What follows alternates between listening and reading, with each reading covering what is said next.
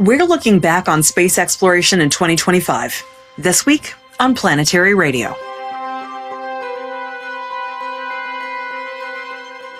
I'm Sarah Al-Ahmed of the Planetary Society, with more of the human adventure across our solar system and beyond.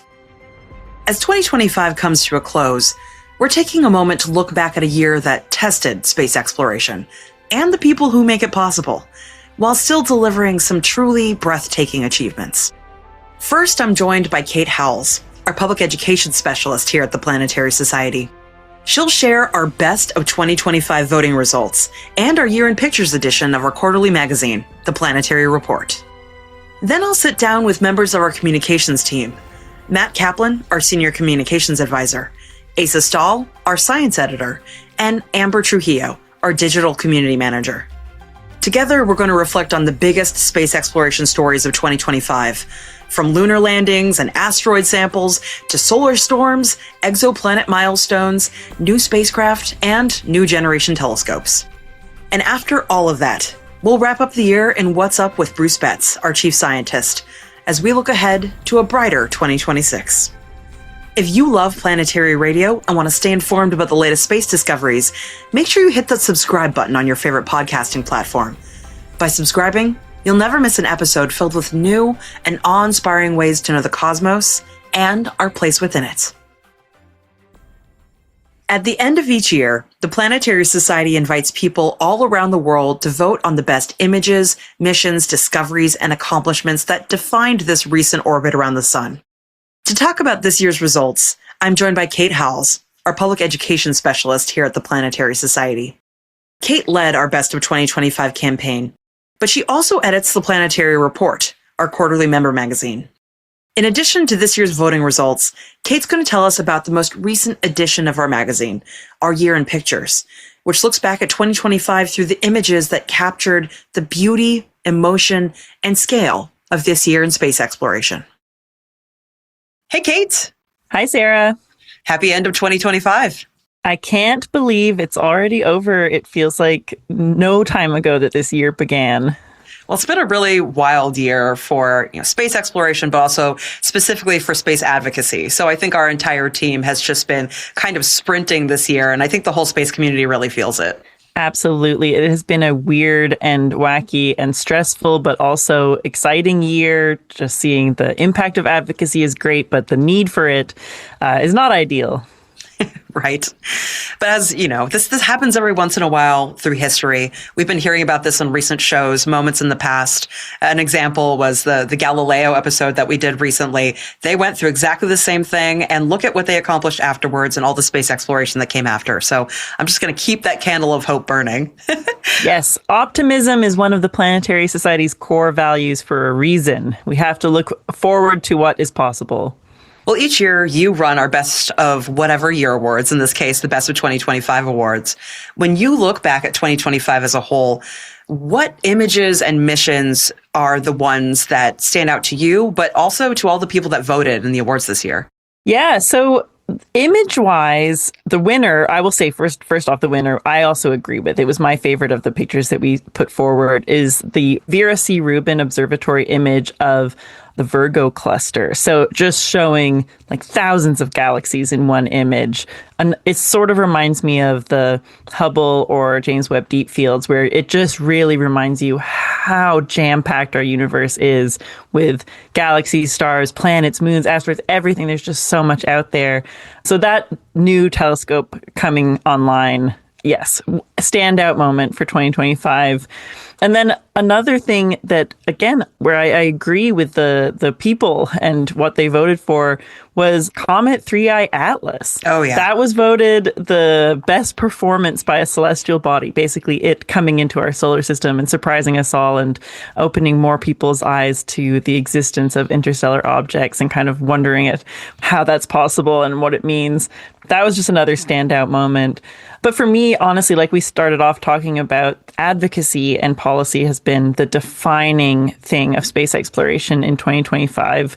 And again, just to spoil the winners for people who haven't looked at the results yet, the Planetary Society's advocacy was voted the best accomplishment that the Society achieved thanks to the support of our members. Because, yeah, we have been just busting our butts year round to make sure that the US government understands the value of NASA and NASA science. And I think that is really the defining thing of the space world of 2025. Yeah, I was really curious to see how that one was going to go down, because not only was there just the general advocacy effort, but there was also specifically the fact that we did 2 days of action, and also the fact that Planet Vec landed on the moon. So like the contest this year was really, really hard to decide, especially for me, but I think also for all of the Planetary Society members that have voted in this. That was a really difficult one. Yeah, absolutely. It's funny, too, because Planet Vec, this year has flown by, but in a way where it seems like, what? I can't believe that happened this year, where right? It seems like things happening earlier in the year felt like a million years ago. So it has been a jam-packed year. Well, where can people find all of the results for what happened this year? Because we haven't gone through all of the results yet, but I want to leave a little bit for people to see if they want to find them online. Absolutely. If you go to planetary.org/best of 2025, it will take you to that article that shares all the results. And you can see if you agree with the choices that people made. We had people from around the world vote, and just a great show of support for this year-end effort. And it's always great to see people get excited about things that have happened over the course of the year. That's why we love doing the Best of 2025 campaign, is to look back over the year and say, hey, remember this thing that happened in January, but also everything else that happened since then. And really, especially in years like this where there have been a lot of challenges and there's been a lot of frustration and sadness and grief about things being canceled, people being laid off, missions being threatened, it is really nourishing to look back and see all of the positive things that have happened, all of the accomplishments, all the discoveries, the beautiful images. It's just so rewarding to look back in this positive way. So take a look. If you disagree with what people have voted for, we want to hear from you. That's what the Planetary Society's member community is for. That's a place where people who love space can go and talk to each other, share their opinions, share their most interesting new discoveries from their own research, paintings that they've made, photos they've taken of the night sky, and definitely it's a great place to discuss what you think were the highlights of 2025 in space exploration. Seriously, thank you so much to everybody who voted in the awards this year and everybody who participates in this with us and our community. It's really the thing that's been uplifting me in what you said it's just has been a very difficult year. But we're taking a few tactics on ways that we can really reflect together and think about all the things that we've done together. In a moment, we're going to hear from some of our coworkers about everything that happened in space exploration this year. But I think it's always the images that really connect with the public. And this year, we've just published our Year in Images, which you also work on. And you've done something a little special this year. Yes, so I am the editor of the Planetary Report. It is our quarterly member magazine. So members get the print magazine, which is gorgeous. It gets sent to their doors, but anybody can read the online version of the magazine. And traditionally, every December issue, we look back at the year in pictures. Again, it's just a great way to capture what's been going on in space exploration and give people, especially the members who get the print magazine, like big, beautiful printouts of space images that you can, cut out and put on your walls. So this year, what we did, in addition to the, top selection of images that made it into the magazine, in the digital version, we actually have a much wider collection. I think there's almost 30 images that we picked to reflect the year in exploration. So anybody can go online and see that. If you go to planetary.org and then navigate to the Planetary Report, you'll see that. It's just a fantastic collection of images from throughout the solar system and beyond, and things happening here on Earth, especially capturing some of the human emotion of space exploration. And it's just a wonderful look at the array of things that humans in the exploration we do has managed to capture, whether that's familiar images of Earth from space or startling pictures of nebulas, time-lapse photos of Mars passing behind the moon. I mean, there's so many different beautiful images. So I highly recommend anybody looking at that. And if you share this, I always say that images are the low-hanging fruit of space science, where you don't need to know anything about science. You don't have to understand any of the mechanics behind anything to appreciate a beautiful space image. So I always encourage people to share space imagery with their family and friends to, see if you might spark a little passion in somebody new. You never know who you might inspire. And thank you so much for all of the effort you put into putting this together, because I know it takes a lot. And I'm actually really glad that we have this online version, because when you showed our communications team all the images and we're trying to whittle them down for the magazine, I did not want to have that task. I felt very badly for you. And then you got to put them all up online anyway. So it was perfect.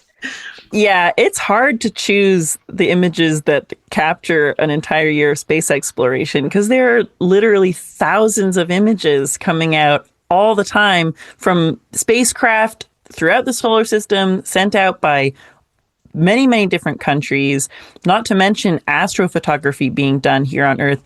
It is an impossible task to actually pick the best or the most representative. So you just have to kind of do your best, pick what resonates with you, and then hope people enjoy it. But again, if you disagree with me and you think that there are images that should be on there, get into the member community and talk about it. Well, thanks for sharing this with us, Kate. And I hope everybody who hasn't had a chance to see it goes online and looks at both our best of 2025, but also the year in pictures, and finds a bit of joy and solace by celebrating the beautiful things that we've done this year in space exploration. There's so much good that we've done together as a community, and there's so much more left to come. So thank you so much, Kate. Absolutely. Thank you, Sarah, and Happy New Year, everybody. Of course, 2025 was about more than just beautiful pictures. It was a year of launches and landings and breakthroughs and losses. Some surprises that we didn't see coming, and some hard lessons about how space exploration actually works. To help us reflect on what's happening this year, I'm joined now by three of my colleagues here at the Planetary Society. Mat Kaplan, our Senior Communications Advisor, and the previous host and creator of Planetary Radio. Dr. Asa Stahl, our Science Editor, and Ambre Trujillo, our Digital Community Manager. Here's our look back on space exploration in 2025. Happy almost New Year, you guys. Thank you. Hey.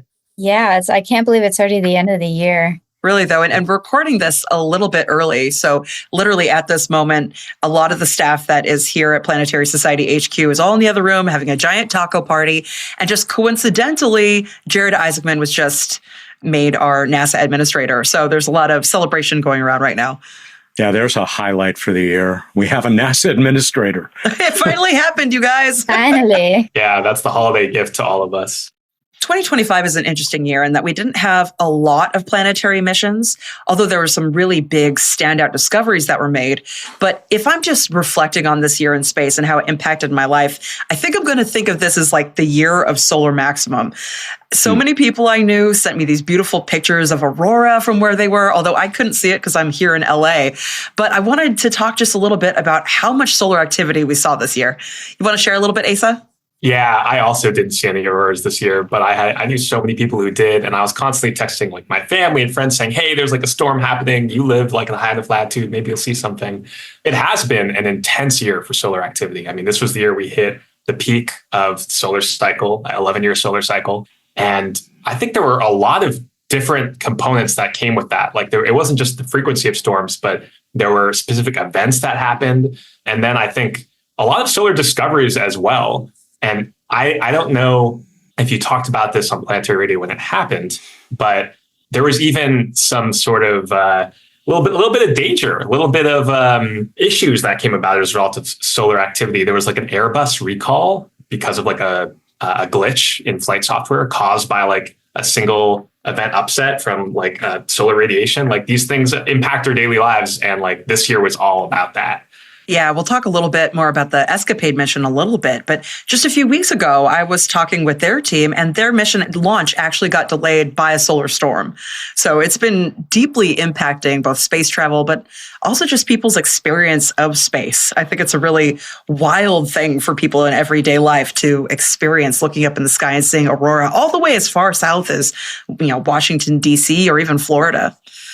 Yeah, it's the duality of the sun is that we have these beautiful light shows, but then sometimes it also like delays our flights or our space missions or potential hazard in other ways. But definitely, and then we got those beautiful images from Solar Orbiter. Like it looks beautiful in itself, just in space. Really, though, to finally have a mission that's not just looking at the sun up close, but also going over the poles and giving us views that we've never seen before. Like, I think there's a lot about the sun that we're about to uncover because of that mission.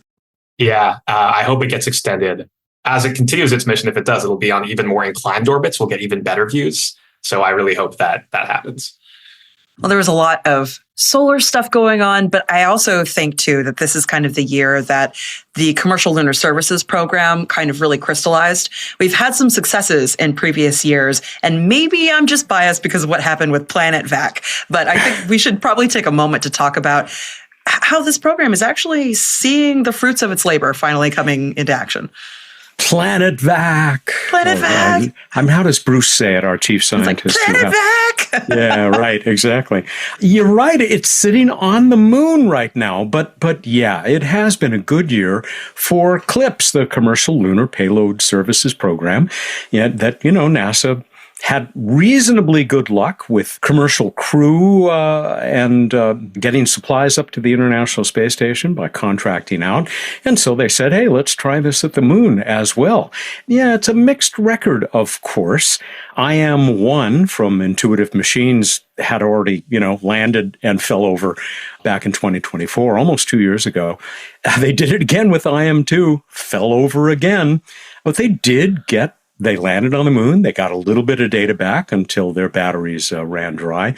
But it wasn't until Blue Ghost Mission 1 from Firefly, that startup that has been around for a while, but is now really for the first time starting to see these big successes.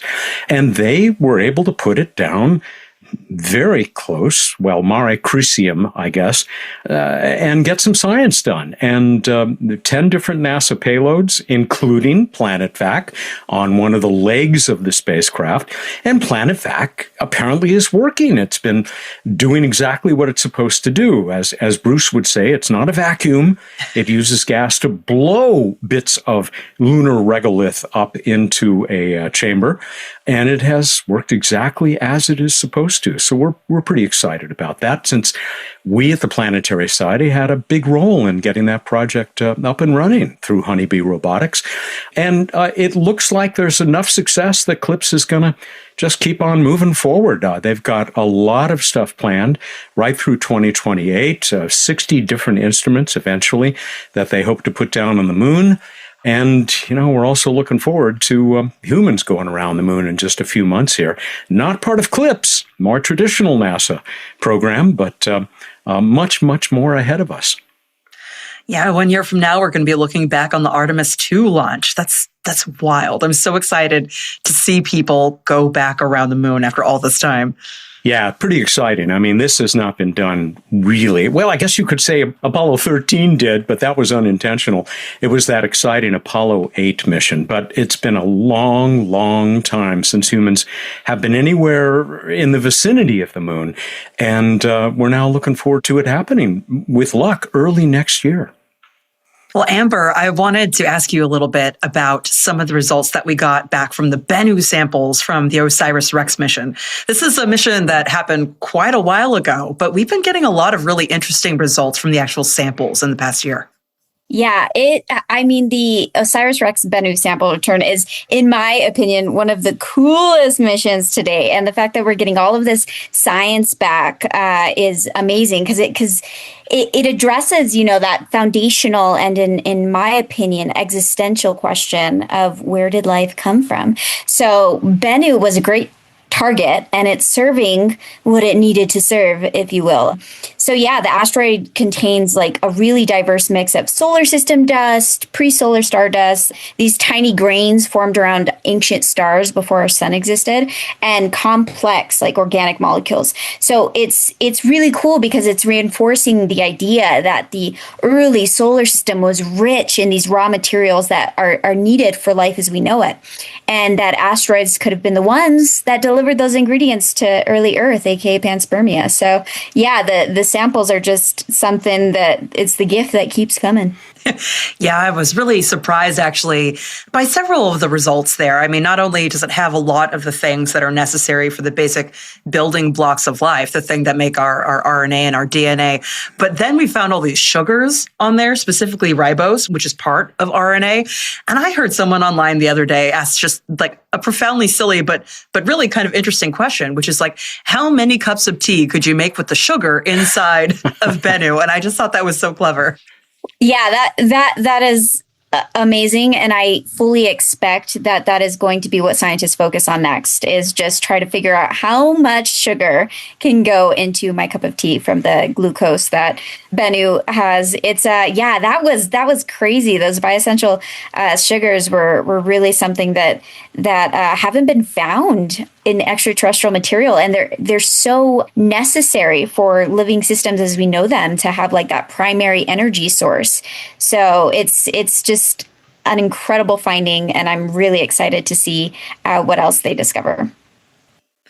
Well, Matt, you were speaking a little bit earlier about the Commercial Lunar Payload Services Program, which is about partnership between government systems and commercial entities. But there's a lesser funded program called Simplex that has many other missions as a part of it. And one of them was Lunar Trailblazer, which I know we were all really rooting for. But unfortunately, this just wasn't Lunar Trailblazer's year.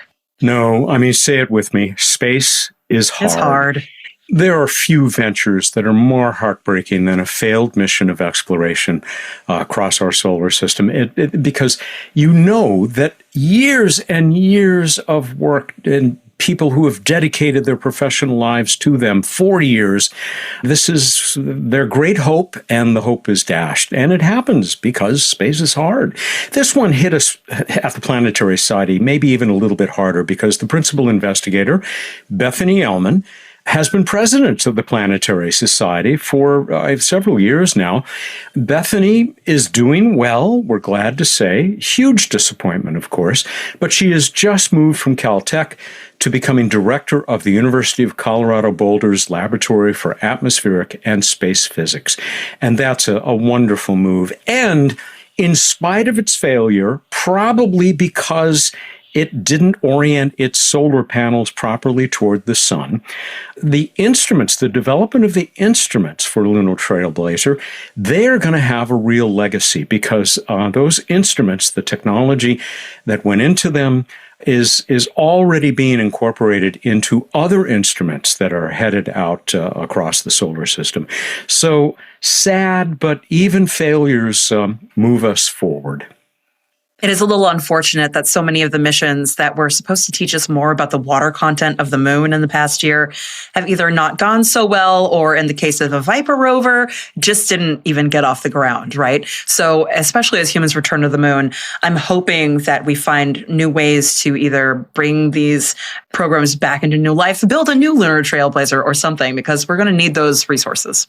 And I'll tell you, one of the things that was the happiest bits of news for me late this year was that Viper is going to head back to the moon. At least that's the plan, that NASA has founded another ride, I believe, from Blue Origin.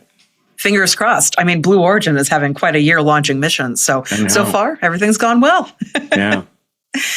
Well, there was one mission that I wanted to bring up, even though it's not our normal planetary fare, right? The Spherex mission. It does have some connection to planet-forming disks and things like that, but it is primarily more about cosmology. Do you want to talk a little bit about that, Amber?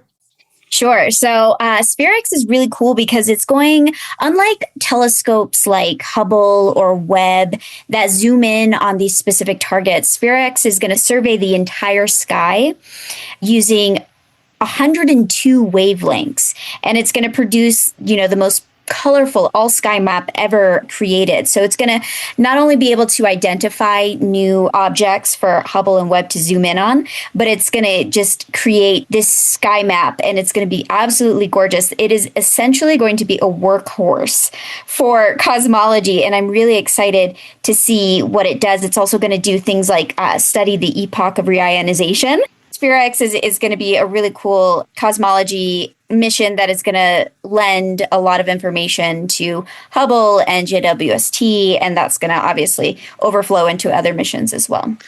Yeah, there's so much going on in the background with things that we're learning about cosmology from some of these missions.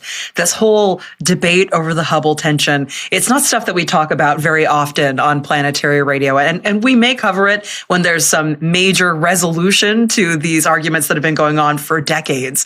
But when you have a mission like this that can teach us so much about cosmology, it also has these kind of knock-on effects. And in this case, it's going to teach us a lot about just star-forming regions, but also maybe the planet-forming disks around them. So having this amount of information is really, really cool. Keep fighting for cosmology, Sarah, as I did in my time at Planetary Radio. That we need the universe in there along with all those wonderful little worlds. Oh my gosh, I so agree. But of course, I would say that because I studied a lot of cosmology in college. I love it. Yeah. You think there's deep questions, and then there are deep questions about the nature of reality.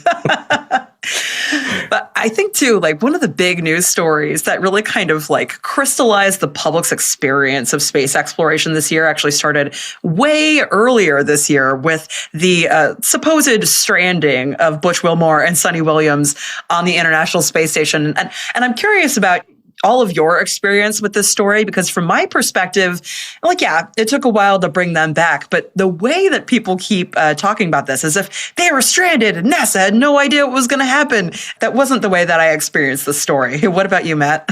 Yeah, it wasn't the way you experienced it, and it wasn't the way that Butch Wilmore and Suni Williams experienced it either. Oh, I hate that term stranded.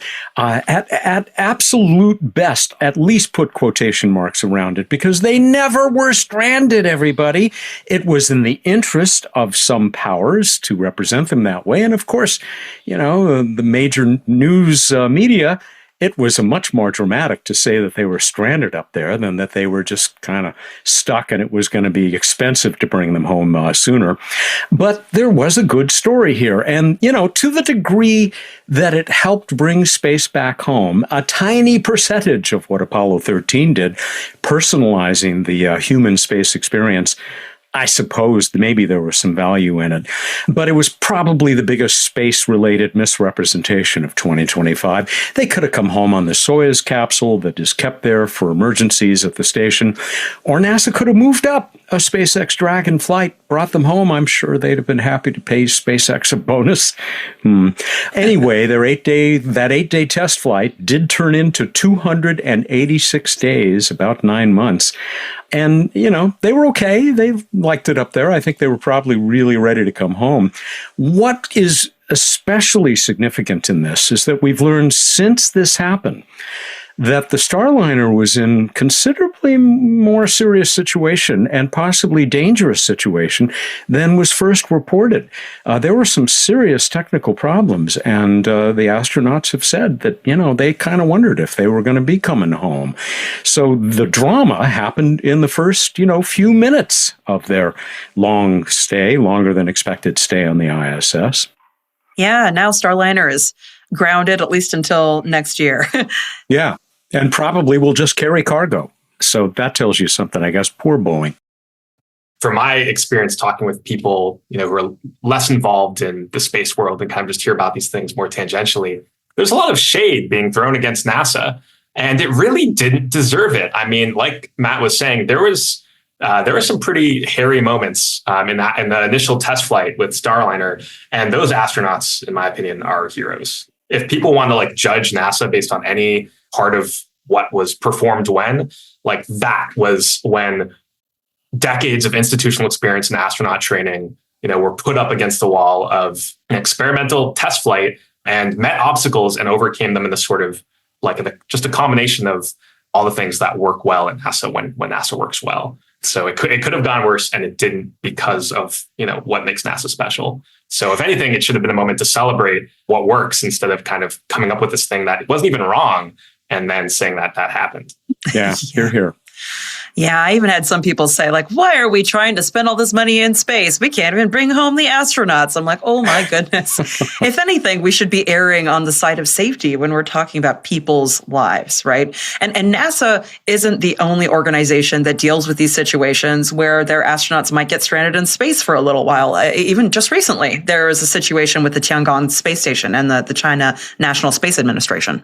Yeah, to my mind, what happened to this stranded crew, and they kind of were stranded, Shenzhou 20 crew, is much more ominous because it's evidence of something that many of us have been worried about for decades, and that is the growing mass of space junk in low Earth orbit. Now, we don't know. Maybe it was a micrometeorite, but maybe it was space junk. Could have been something tiny that is untrackable from Earth. But China decided that their November 5th return would be delayed because of what they suspect at least was a space debris strike that caused damage to the window on the Tiangong spacecraft. So they very prudently decided to keep them on until they could send up another capsule and bring that one home. But it really drives home this growing challenge and fear of what could happen, the possibility of a real chain reaction happening in space. And, it's been depicted in a movie or two, but the realistic possibility is certainly there. It's interesting to note that just in the last few days, apparently China has signaled its willingness to work more closely with the United States and other space powers to coordinate the movement, the orbits of all that stuff, those thousands and thousands and thousands of objects up in low Earth and middle Earth orbit. So, maybe some good will come out of this as well. We should say that the 3 taikonauts did make it back home perfectly safely just about a month ago. Yeah, it's been a pretty big year for the China National Space Administration. They've been doing so much, and I'm really hoping that at some point we can find a new way to collaborate between all these different space agencies, because there's just so much that we can share in the learning. I mean, we were talking earlier about the samples at Bennu, but China itself also has an asteroid sample mission that they just launched this year, and it's the first one they've ever launched. They're going great guns. They are doing such great work, and they have this advantage, if you can call it that, of a centrally planned government economy. And they have decided that, among other priorities, dominance in space exploration, dominance in space science is a very high priority for that nation. And they're making good on it. And that's something that perhaps our new NASA administrator will be paying close attention to. But I agree, there is so much room for us to collaborate because we do a lot of great stuff and they're doing more and more great stuff too. Yeah, space exploration belongs to all of us. The more that we collaborate, the better. We'll be right back with the rest of our look back at space exploration in 2025 after this short break. Greetings, Bill Nye here, CEO of the Planetary Society. We are a community of people dedicated to the scientific exploration of space. We're explorers dedicated to making the future better for all humankind. Now, as the world's largest independent space organization, we are rallying public support for space exploration, making sure that there is real funding, especially for NASA science. Now, we've had some success during this challenging year, but along with advocacy, we have our STEP initiative and our Neo Shoemaker grants. So please support us. We want to finish 2025 strong and keep that momentum going into 2026. So check us out at planetary.org/planetaryfund today. Thank you. Amber, could you tell us a little bit about the Tianwen-2 asteroid sample mission that they just launched? Yeah, I think Matt really nailed everything that China's doing. And if they're anything, they're extraordinarily ambitious. As you said, this is their first asteroid sample return mission. It launched back in May, and it's a combined mission, actually, that will collect samples from not only a near-Earth asteroid, return them to Earth, but then it'll continue on to study an active comet. They're doing a bunch of interesting things, and one thing that really lends to that ambition is it's not only doing the touch and go asteroid sampling technique, which is what OSIRIS-REx did, and that's when the spacecraft just kind of briefly contacts the surface to collect material, and then it goes off. But it's also doing something called an anchor and attach, which is a technique that has never before been used on an asteroid, and it's basically using some kind of like mechanical anchors or like micro spikes to grip the surface, and that will then stabilize the spacecraft, and then it's going to drill or like use some sort of coring device to collect subsurface materials. So not just that dust. And it's gonna, it's gonna produce some interesting challenges because that has to be done autonomously, right? Which requires like really extreme, precise navigation because of that communication delay between Earth and the asteroids. So they are going, gung-ho on this one, and I'm excited to see how it pans out.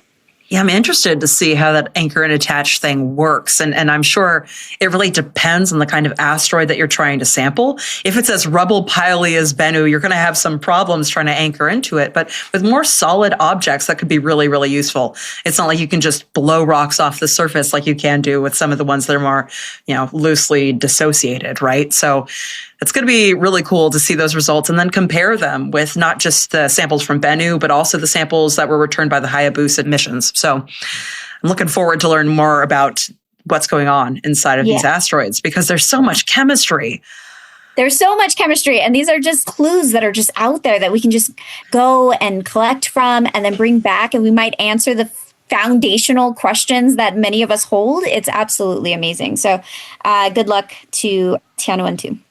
Well, I was speaking with Kate earlier about this, about the best images of the year. And clearly there was a big favorite, although there was a runner-up, that sprite image of the lightning taken from the ISS. But the one that ended up winning was this beautiful image from the Vera C. Rubin Observatory. And I've been looking forward to this observatory coming online for so long. And as a fellow astrophysicist, Asa, I want to ask you how you feel about this observatory and what it's going to teach us. It is so cool. I feel like almost everything we've already been talking about today, asteroid defense, cosmology, are going to be revolutionized, more than revolutionized, I want to say. Like, I wish I could use stronger language because, we're always so excited about space missions and new observatories. But this one is really like minting a new future here. That image, that first image, when those came out, I mean, that one image of the Virgo cluster has around 10 million galaxies in it. Mind-boggling, right? And then it found over 2,000 asteroids in the first night it was online, or first 10 hours. We're talking about the importance of tracking space debris and whatnot. Well, we have this debris farther afield we also need to be concerned about, asteroids, near-Earth objects, in terms of planetary defense. And Vera C. Rubin is just going to do gangbusters for that. It'll probably find the majority of potentially hazardous asteroids that we're still missing, probably. I mean, combine that with NEO Surveyor and people like our grantees or Shoemaker NEO grantees, and you have some pretty comprehensive tracking and coverage that makes me, sleep a little bit better at night.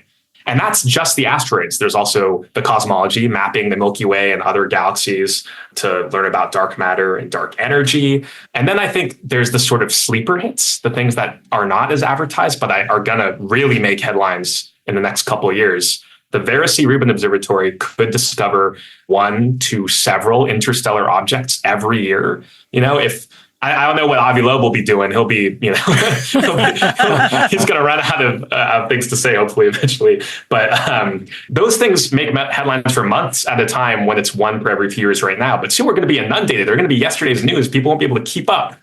And then the thing that kind of I'm really looking forward to in particular is the Kuiper Belt exploration, the trans-Neptunian objects, the stuff that's way out in the more distant reaches of the solar system that the Vera C. Rubin Observatory is going to be sensitive to. It's going to discover, it's going to probably more than increase our census of those populations by more than 10 times. And I feel like it's going to be to the Kuiper Belt what Kepler was to exoplanets. Like, it's going to show us how little we really know and where our census is kind of representative and where it's not.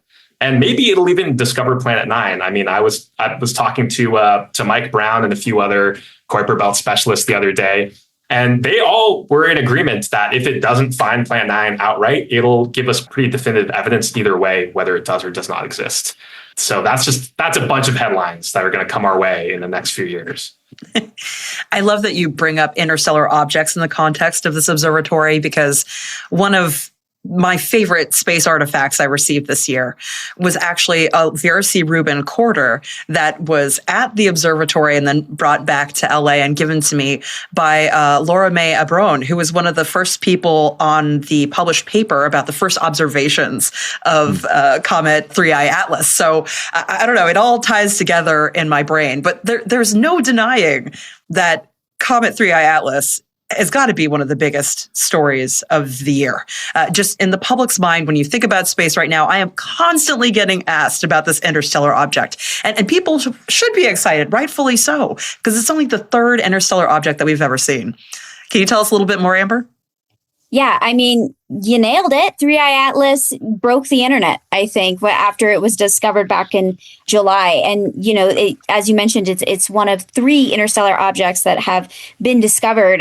The first was Oumuamua, which was that really kind of funky cigar-shaped object. And that one, caused a stir, I will say. And then there was a Borisov. So 3I Atlas is something that has really sparked people's curiosity about what's out there. And it's one of those things that we don't know a lot about. And as Asa mentioned, it's going to be cool when we're, discovering these things just over and over and over with the Vera C. Rubin Observatory, because these are very special objects. They're literally objects that come to us from another solar system, and they drift through our neighborhood, and we have an opportunity to look at them. And one of my favorite things that happened with 3I Atlas is one of my favorite things in the industry that happens at all is when our spacecraft and our telescopes do an Avenger assemble moment, and they all turn their cameras to observe something.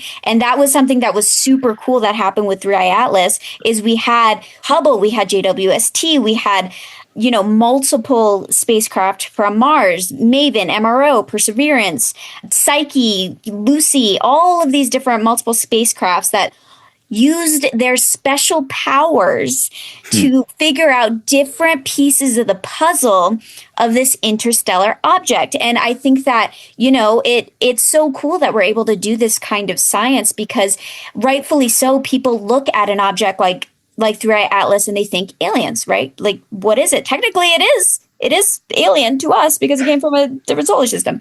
But we have this great opportunity to not only observe it, but to confirm whether it is where its origins were, what it actually is. And we can do that. We can look at it and say, this is a comet because X, Y, Z.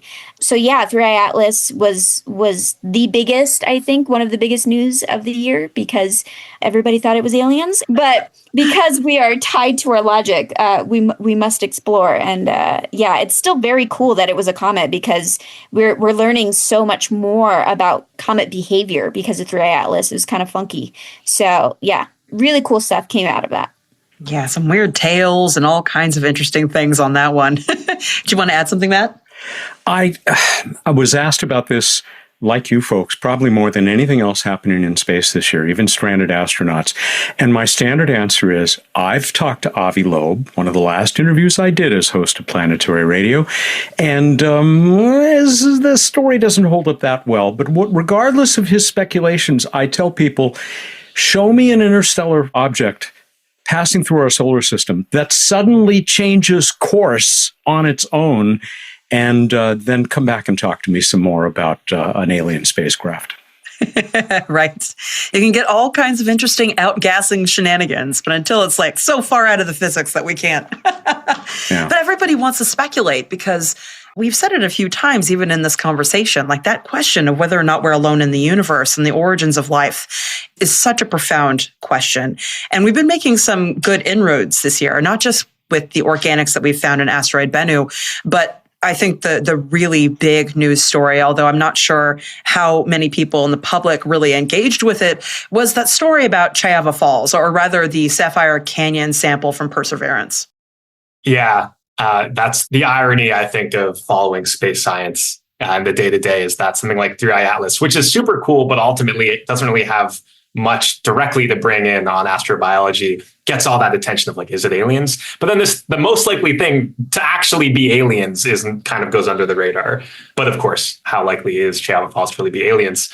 NASA said, acting no longer acting, I guess, as of an hour ago, NASA Administrator Sean Duffy said it was the closest we've ever come to discovering life on Mars. He's not a space science expert, but that was definitely a promising thing to hear. And I know that talking to friends and family and other people about this discovery, there's this kind of recurring question of like, well, like, how hopeful should we really be? Is this going to be another, sign of life that seems to weaken over time? Like, is this phosphine on Venus again? Is it dimethyl sulfide on K218b? Is it the Martian meteorite ALH 84001? Allen Hills? Yeah, Allen Hills. Yep, Allen Hills. And I mean, so far, no, but we have to wait and see. So yeah, Chiava Falls, this was found the last year, this region and then particular sample by the Perseverance rover in the Bright Angel region of Mars. But this year was when a paper came out by NASA scientists and planetary scientists that basically said, we've looked into this much more and we can't find any really ready abiotic explanations for this, which again, doesn't mean that it's a sign that there was ancient life on Mars. But they saw these poppy seeds, which were like dark dots the size of ultrafine glitter, and leopard spots, which are these larger spotches of like lighter tones surrounded by those dark rims. And then they found organic compounds that were sort of spatially co-located with those signatures. And all that together, those are signs of chemical reactions that Martian microbes could have once used to gain energy. And what's so compelling about this is rocks with patterns like this exist on Earth, and they're most often explained by microbes. And years before we ever launched Perseverance, scientists proposed that rovers on Mars should look for exactly something like this. And so I feel like it's, often we send probes out into the universe and they surprise us. They do not find the things we expect them to find. Here, we were kind of hoping for this all along, and here it is. And now all we have to do is bring these samples back to know for sure, are those organic compounds, what are they exactly? Are they remnants of past life? Are they things that could maybe make these reactions on their own without being life? What is really going on there? Right now, there's no really obvious alternate explanation. That doesn't mean we won't come up with one later, but it is so tempting. And so my letter to Santa this year would be really to Jared Isaacman and say, please, can we get those samples back? Really, though, Jared, if you're listening, please bring us those samples back, even if it's not on the timeline we initially thought of. Just the wealth of information that are sitting in those canisters and those sample containers on Mars right now, just waiting for us to return them. It's just absolutely mind-boggling. And I hope we do it before we send humans, because there are profound questions about what went on in Mars's past with life, potentially. And we might confuse those results by sending humans there before we ever get those samples back. That's one of my greatest fears about this upcoming timeline. Not that one or the other thing won't happen necessarily, but I really hope we do it in an order that allows for this kind of science to be really conclusive. But I don't know. We're hoping for that. We're also hoping for some upcoming Venus missions. And now I'm triple hoping for some upcoming Venus missions, because the last spacecraft that was orbiting Venus, the Japanese Akatsuki spacecraft, has finally gone dark. And I'm so sad, because I loved the spacecraft so much. The images were so beautiful. We now have the gap, right? We have a gap of exploring Venus, which is something that is heartbreaking, but we've also been able to gather really great science from Atsuki, because it's been there since 2015, and it worked so hard to study Venus's atmosphere. It had that focus on those super rotating winds. I mean, Venus is just, it's the gem of our solar system, and I think that there's a lot of things that we learned from it, and its atmosphere is something that can tell us things about our own planet. It observed Venus continuously over those years.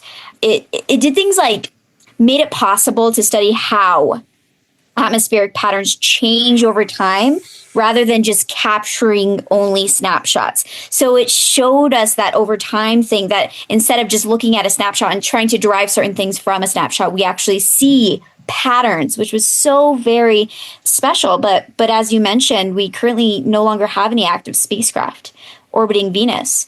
And this gives a significant observational gap at a time when science for Venus is experiencing that renewed interest, especially because of, the possible future state of Earth, maybe, under really extreme greenhouse warming. I'm just hoping that the missions that we do have planned go. Right. I've had so many intense and emotional and beautiful conversations with both people on the Veritas and Da Vinci teams. And, we're rooting for them. We're just going to keep on fighting for them. And it's been such a banner year for space advocacy and just learning more about space politics in general. So I know that we're going to keep fighting for it. And eventually we're going to get another mission out there because there is so much about Venus that we don't understand. Yeah. And especially I hope that they both get to go, because they were designed to work together, right? One is Da Vinci is that atmospheric probe, which will plunge into the depths of Venus and tell us possibly what Venus used to be like. And then Veritas is going to do the topography and do like a really high resolution mapping imaging of Venus, which is so cool to tell us about like the geological history. So yeah, we'll keep fighting for them. But hey, at least we have Isa's Envision mission, right? Yes. Another one that's going to be doing the planet's interior geology, atmosphere, all that good stuff. So that one's right around the corner as well. Well, this is the end of the year show, but over the next 2 weeks, we're going to be talking a lot more about heliophysics and specifically about the interaction between our sun and where it meets interstellar space. We're going to learn a little bit more about what Voyager taught us about that, but also we're going to be hearing from the IMAP team. And this was a story that I really hoped to cover earlier this year, the launch of IMAP. But unfortunately, we had a bit of a government shutdown that kind of messed up all of my interview plans. So I want to talk a little bit about that now as we're waiting to learn more about that in the next few weeks. So can you talk a little bit about what is IMAP? What is it going to teach us? Yeah, government shutdown. When did that happen? Feels like forever ago and literally last week. So IMAP is a really cool mission. It launched in September, and it's going to study the boundary of something called the heliosphere. And that's the bubble of solar wind that surrounds our solar system. And Asa mentioned earlier about, how these solar storms affect a bunch of stuff, including planes, which is my biggest fear. And we need to learn about how space weather basically improves space weather forecasting, especially for radiation storms, because those storms can do things like mess with certain communications and navigation systems, damage satellites, endanger astronauts. But it's going to explain how the heliosphere shields Earth from galactic cosmic rays, right? That different type of radiation, which is those high energy particles that originate somewhere outside the solar system. And it's also going to improve our understanding of how things like charged particles gain energy and move through space. And yeah, it's really going to enhance forecasting of that solar wind, because we are in as you mentioned earlier, we're in peak activity season for the sun, and that's going to happen every 11 years. So we need to figure that out, because as we become a more technology dependent society, we need to figure out how we're going to prepare for things like that. And one of those things that we need to do is better forecasting. It completely changed our life when we were able to forecast hurricanes and tornadoes and all of these things. Now we're looking farther out from the sun, and IMAP is going to be able to study a lot of that particle acceleration at the boundary of the heliosphere. So cool stuff. Yeah, it's a cool mission. And the way that it does it with the energetic neutral atoms, I'm not even going to get into it because we're going to talk more about it in a few weeks. But it's just a really clever mission concept. And also the fact that it's going to give us kind of like a 30-minute warning on major space weather events for Earth. That time is absolutely crucial, especially for a civilization like ours that's absolutely addicted to our technology. Humans are so cool. Humans are so cool. And that's part of why I love space exploration so much, right? Like, as a species, we do a lot of really cool stuff, but space exploration has got to be like the cherry on the human sundae of all the weird things, all of the combined expertise that goes into learning something like, where is the boundary between our solar system's, solar wind and literally interstellar space. We even have spacecraft in interstellar space, the Voyager mission. Like, it's crazy that we've managed to accomplish this. Well, there's one more launch I wanted to talk about this year. And maybe I'm a little biased because a lot of this was done by UC Berkeley, which was my alma mater. But we finally got the Escapade mission, these twin spacecraft to Mars. And there's so much about this mission that I think is really cool. But I'm going to give that to you, Asa. Can you tell us a little bit about what Escapade is going to be doing at Mars and why this mission launch is so special? Well, as someone originally from Berkeley, I can also cheer for Escapade. Yeah, Go Bears. It's twin satellites, blue and gold, named after the school colors. Yeah, this is a very cool mission. If successful, because it's still on its way, this would be the first multi-spacecraft mission wholly dedicated to orbital science around Mars. And there's a reason that they're saying 2 spacecraft. It's not just like a 2-for-1 deal, though it kind of also is a little bit because the launches are expensive.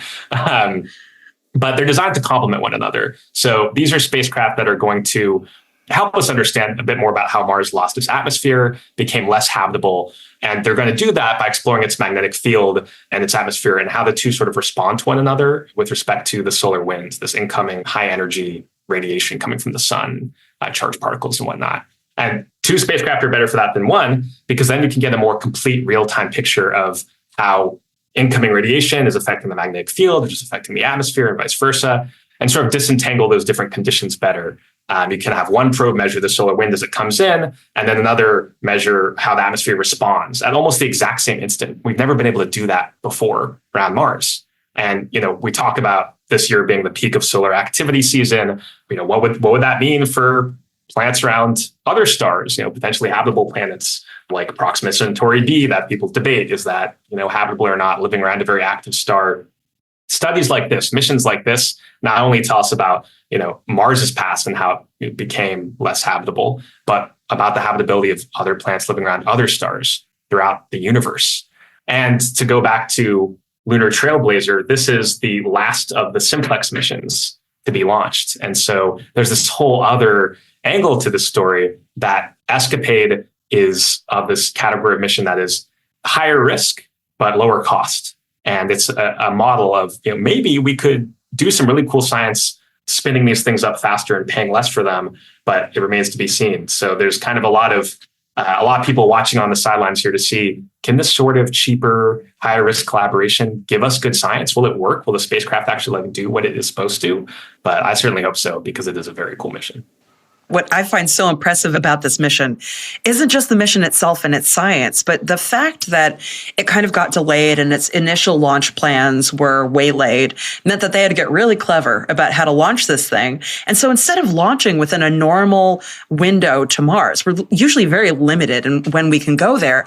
Instead, it's just kind of loitering around near the moon, and then it's going to come and do a slingshot around Earth and then fly out there, which says to me that this is the beginning of a whole new way of thinking about launch trajectories to other systems. If we can leverage the Earth's gravity and pull off these kinds of Oberth maneuvers, that means that we can use less fuel. It means we can stage up a bunch of spacecraft near the moon and then just continuously send them out. It could change the entire timing of the way that we launch missions into space, and completely by happy accident, because the people working on the mission just had to be really, really clever about what to do when your launch vehicle doesn't go as planned. Yeah, I think it's a really good lesson, potentially, depending how it goes, for the future of the new version of CLPS targeted toward Mars, that these lower cost, cheaper, but NASA-sponsored private missions to Mars could potentially do the same thing. That's like a shoo-in for exactly that sort of thing. One of the last stories I want to share this year, just because it's such a milestone in our understanding of not just worlds in our solar system, but all of the worlds beyond, is this massive milestone. The fact that we've now found over 6,000 confirmed exoplanets. 6,000 confirmed, and another 8,000 or so waiting to be confirmed. And most of those will probably be confirmed. I've told this story before. When I was a kid, my little preteen exploration through books, all those books said, we'll probably never see a star other than our sun as a disk, and we'll never see a planet going around another star. And now it's like, another 20 or 30 confirmed planets across the Milky Way? Yeah, no big deal. Yeah, it's a big, big deal, because now we have so many of these worlds. I mean, first of all, we now can extrapolate, and we can pretty confidently say every star in the galaxy is likely to have at least one planet. So what does that mean? A minimum of somewhere between 100 billion and more than 400 billion worlds. And we've only found maybe 25 so far that are really good Earth analogs, Earth-like worlds. But even that means that there are probably billions across just our galaxy. It is so exciting. And there's so much more to come. I mean, we've already, with JWST, analyzed the atmospheres of over 100 of these worlds, with much more to come and so much more to look forward to with the missions and telescopes that are yet to come, like the Habitable Worlds Observatory, the one that may really answer the questions that we most want answered about life elsewhere, that, could be launched in the 2040s if we get on the stick, basically, because that is something that should be way along in its development right now. It fills my heart with joy knowing that we've found so many of these, and that at one point people thought it was going to be impossible to do so. Just think about all of those worlds out there just waiting to be explored. We have so much to look forward to together. Yep, no question. Well, I want to not only thank you guys for being here to share some of the highlights of this year, but also for sharing them with so many people around the world and for being just generally some of the best people I know on this planet. It's mutual. Thank you, Sarah. Thanks, Sarah. What about the other 6,000 planets? No, Asa, we are the best. No, I'm just kidding. Someday when we prove that there's life on even one of those rocks out there, I might have to amend my statement. But honestly, it is just such a joy to work with all of you guys and such a joy to share all of this beautiful exploration of the universe around us with so many people around the world that share this passion for just the amazing things that we're going to discover together. And it's only going to get better, especially if we keep fighting for the future of space exploration. And we will. And we will. Well, Ad Astra, you guys, have a beautiful new year. Thank you. Thank you. Take care. Happy New Year. Thank you. Happy New Year. Happy New Year. So before we close out our show, it's time to do what we always do here at the end of the year. Look up and ahead. Joining me now is Dr. Bruce Betts, Chief Scientist here at the Planetary Society for What's Up. We'll talk about what's on the horizon for 2026. Hey, Bruce. Hey, Sarah. Okay, we have officially, finally made it to 2026. Whoa. Cool. Now, there was so much that happened this year. It's really difficult to get a conversation together that's just about everything that happened. We had to cut out so many amazing things that happened this year in space exploration, and still we went over time. But that meant that we didn't have any opportunity to talk about everything that we're looking forward to happening in 2026. So I wanted to take a moment and just ask you, what kind of things in space exploration are you most looking forward to next year? Oh, there's all sorts of good stuff. The Vera Rubin Observatory and new data it's going to be taking should be awesome. Seriously. Find huge amounts of data, should find lots of objects throughout the solar system and do lots of great science beyond the solar system. I'm looking forward to the MMX launch, the Mars exploration mission from the Japanese Space Agency. Is that just because of Planet Vac? No, it's not. It's a cool mission with a Phobos sample return. But it certainly helps. One of the instruments is something we were involved with and our members supported and got through some key times to where they were able to propose and get on missions. They have already landed on the moon. Not as part of a mission. It's a sample collection device, and it's one of the 2 sample collection devices on MMX to sample Mars's moon Phobos. So that's spiffy keen. And then just ongoing everything, ongoing space telescope work, ongoing Mars science with all the spacecraft there. There's a lot of good stuff. What about you before I keep babbling? Oh, well, everybody knows I'm an eclipse girly, so I'm really looking forward to the 2026 total solar eclipse that's going through Iceland and Greenland and Spain. I'm still not sure if I'm going to get to go see it in person, but I'm really glad that people outside of the United States are going to have a good opportunity to see one, because we've been kind of hogging all the good solar eclipses for the last few years. But also... Yeah, but we'll pay for it for the next few decades. So. That's true. That's true. But also the Artemis 2 launch. I don't know whether or not we'll be able to go, Bruce, but that would be another opportunity for us to miss an Artemis launch.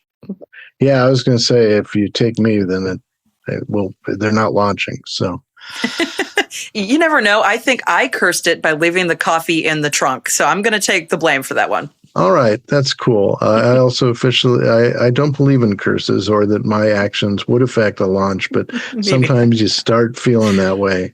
No, I think we should send you and keep the coffee inside the car, and so that your people who happen to be riding with you and really want coffee aren't having to worry about it being in the trunk.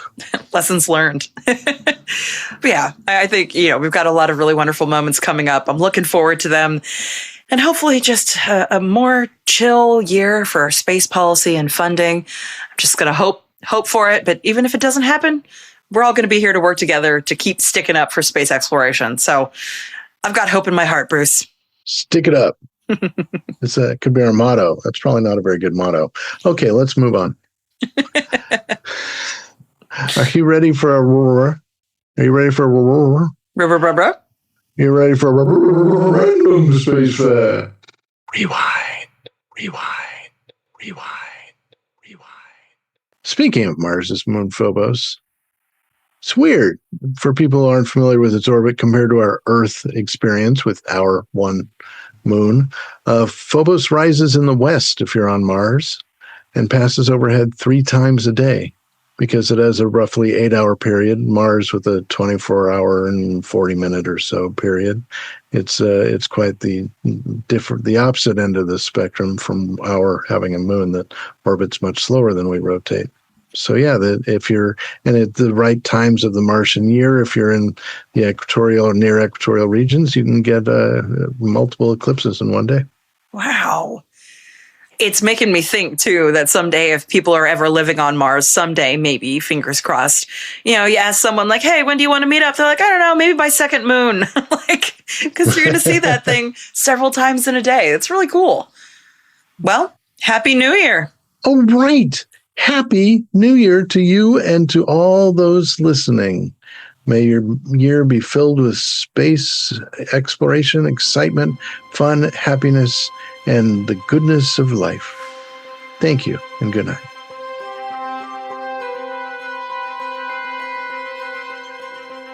We've reached the end of this week's episode of Planetary Radio and the end of 2025. But we'll be back next year and next week with more space science and exploration. Thank you for sticking around with us through the ups and downs, what was a very challenging but motivating year for the space science community. We've learned and accomplished so much together, and I'm looking forward to continuing to share this human adventure across our solar system and beyond in 2026. If you love this show, you can get Planetary Radio t-shirts at planetary.org/shop, along with lots of other cool spacey merchandise. Help others discover the passion, beauty, and joy of space science and exploration by leaving a review and a rating on platforms like Apple Podcasts and Spotify. Your feedback not only brightens our day, but helps other curious minds find their place in space through Planetary Radio. You can also send us your space thoughts, questions, and poetry at our email, planetaryradio@planetary.org. Or if you're a Planetary Society member, leave a comment in the Planetary Radio space in our member community app. Planetary Radio is produced by the Planetary Society in Pasadena, California, and is made possible by our members, the starry-eyed dreamers who know that we can build a brighter future here on Earth and on other worlds by exploring, learning, and sharing together. You can join us at planetary.org/join. Mark Hilverda and Ray Paoletta are our associate producers. Casey Dreyer is the host of our monthly Space Policy Edition, and Mat Kaplan hosts our monthly Book Club Edition. Andrew Lucas is our audio editor. Josh Doyle composed our theme, which is arranged and performed by Peter Schlosser. My name is Sarah Al-Ahmed, the host and producer of Planetary Radio, And until next week and next year, Ad Astra.